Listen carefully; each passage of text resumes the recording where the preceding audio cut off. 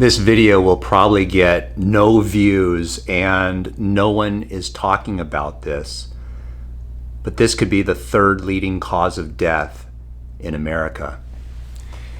It's kind of amazing, really sad, and yet it's not really documented officially. Let me give you the breakdown of the most common reasons people die in America, according to the Center of Disease Control. A reliable source, by the way. And this is from last year, 2024, because we don't have any sources yet because, the year isn't over. Some people need to go. Heart disease, 702,000. Number 2 is cancer at 608,000. So what this means to you and I is statistically, the most likely reason that you and I are going to die, men and females, is heart disease. The second most common reason is cancer. Now, number 3 will surprise you. They have accidents at 229,000. So these are things where people fell down, automobile accidents, bicycle accidents, train accidents, things that are unavoidable. Number 4 is COVID. In 2004, 186,000 people died of COVID. And then number 5 is stroke at 165,000. According to here, what I just showed you, estimates for deaths per year from medical mistakes in the United States range wildly.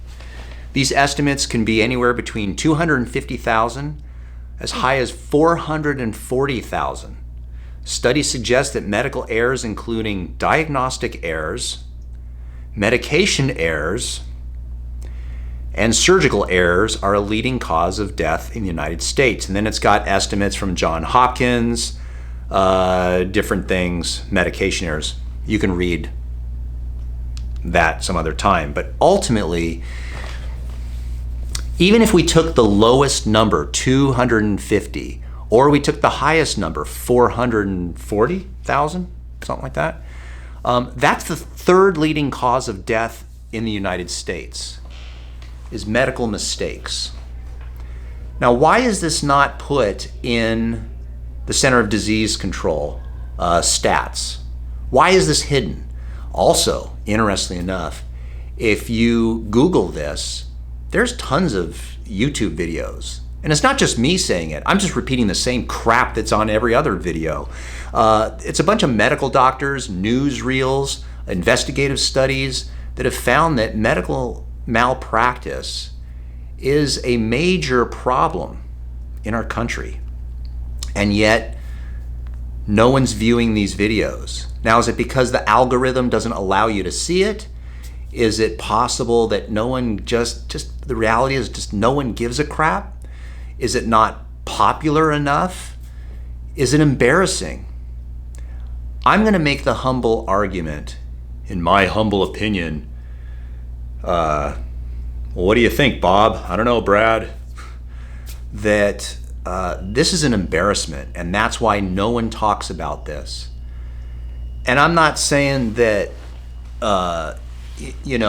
pointing fingers, but if it were true, and it is true, but if it were true that this many mistakes cause this many deaths, then something needs to be overhauled. And I'm sure that we're all trying our best. But this is bad numbers. Imagine, I'm going to use an analogy here, but imagine if we found out that in our school systems in America, that the average person that was graduating high school couldn't tell the difference between 2, 2, and 2, or there, and there. They couldn't even speak English. Or what if they couldn't even do basic math? Like 2x equals 6. What is x?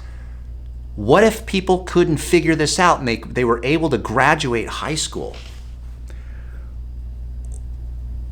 That would be a reflection of the inadequacies of our educational system. And that would be embarrassing. Now, teachers are busy teaching kids other stuff, but if you can't graduate with the basics, there would be someone yelling on YouTube that we need to overhaul our educational system, right? I mean, where am I wrong here?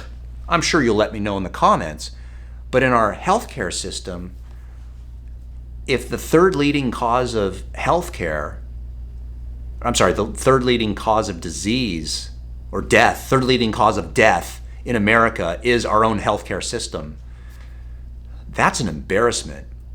And that's why I think that we just need to ignore this. Anytime you go to a doctor, myself included, you sign your life away. You sign forms that nobody reads. You're supposed to read it. In fact, when you signed it, it says at the bottom, I am signing and I agree that I read this. No one reads these things. We put all the risks involved in having a medical procedure, and people give authorization to do it. It's okay, it's the only system we have. But until you've had someone die from a standard medical procedure, we know people that, this one in particular, their husband died from a colonoscopy. That doesn't mean colonoscopies are bad, and I'm not saying that colonoscopies shouldn't be done. So don't, calm down, don't read into this. But what I'm saying is there are mistakes that happen, and someone has to take the blame. And in America, what happens is we get sued. And we, of course, our lawyers try to protect our interests, and the lawyers for the victims try to defend themselves. And there really is no good system. Maybe there is. Maybe you can tell us what that system is.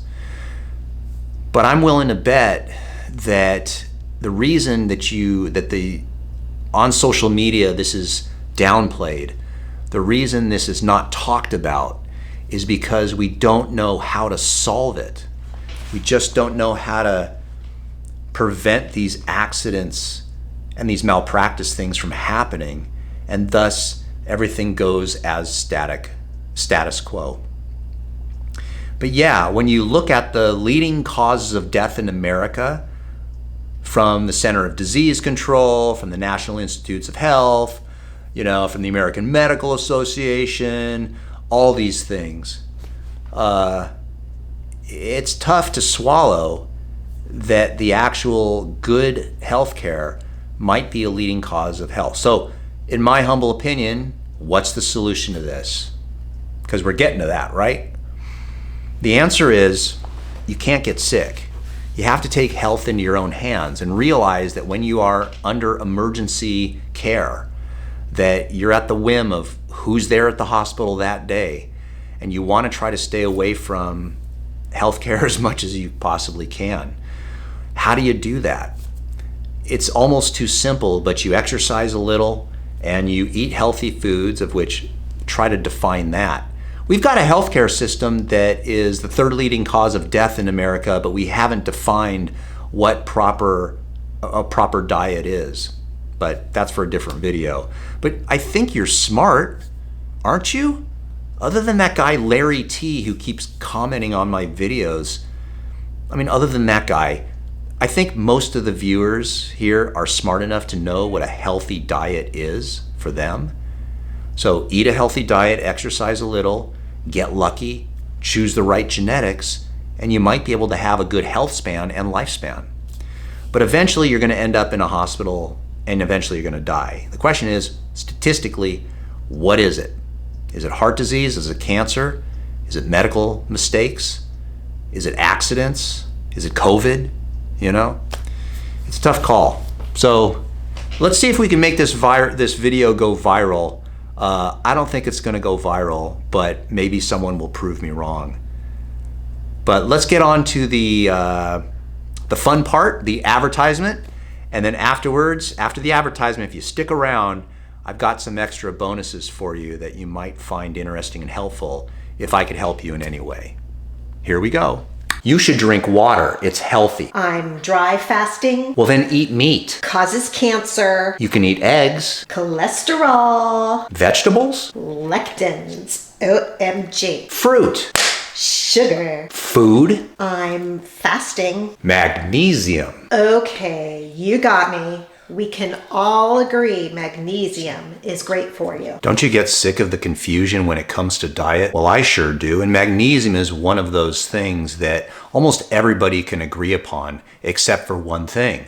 Which magnesium do you take? There's magnesium chelate, which is for muscles. Magnesium citrate is for the arteries. Magnesium bisglycinate for stomach acid. Magnesium malate, which is the most bioavailable magnesium, is great for migraines and chronic pain, and it's found in fruits. Magnesium sucrosomial is for energy, immunity, and bone health. And then you have magnesium taurate and orotate, which are both very good for the heart. So which one do you pick? I like this company. This is Bioptimizers, and they make a product called Magnesium Breakthrough. This stuff is awesome. It has all 7 different types of magnesium in it, so it covers all the bases, very absorbable, easy on your stomach, and a 365-day money-back guarantee. There'll be a link down below with a discount code if you want to give it a try. The stuff's awesome.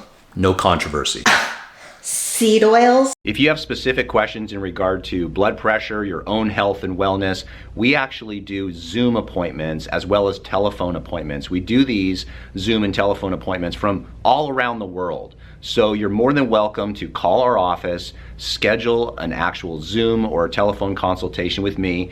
And what we're gonna do is we are going to section off a piece of our day just to speak to you and answer all your questions. So if you're interested in that, there's a link down below. You can get to my website and then just contact us. Now there is a fee for a Zoom or telephone consultation, so it's not free, but I can promise you this, you're gonna get your money's worth.